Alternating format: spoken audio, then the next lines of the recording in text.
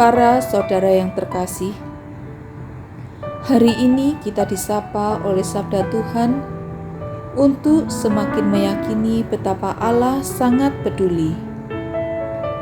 Kisah para murid dan banyak orang yang sedang mengalami badai taufan ketika berada dalam perahu menjadi gambaran hidup kita yang kadang mengalami ketegangan bahkan ketakutan dalam hidup kita. Peristiwa yang menegangkan bahkan menakutkan sesungguhnya sarana bagi kita untuk berani bertumbuh. Banyak hal yang kita ambil maknanya saat kita mengalami sebuah masalah atau peristiwa yang sulit. Saat menghadapi kesulitan itu, kita mendapat rahmat untuk mencari jalan keluar dari masalah.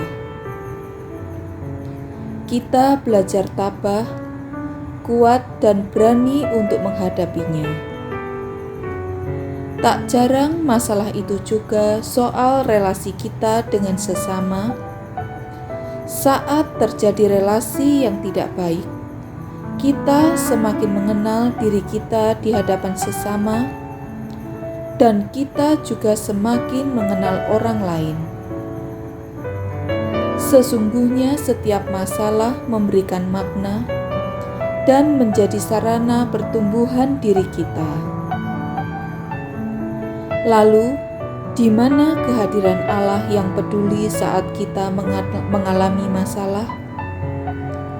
Apakah Tuhan juga tidur seperti yang dilakukan Yesus ketika badai menerpa perahu mereka?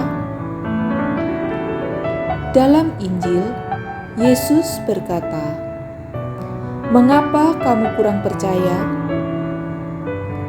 Kepedulian Allah sesungguhnya bagian dari iman kita.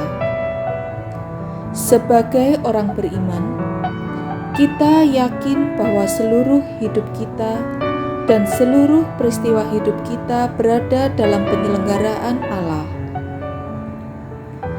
Kepedulian Allah seringkali kurang kita sadari. Padahal justru ketika sedang dalam keadaan terpuruk, sesungguhnya Allah ada bersama kita. Seringkali bantuan dan pertolongannya di luar dugaan, namun kita rasakan sebagai pertolongan Tuhan. Apakah kita merasakan bahwa Allah sungguh peduli?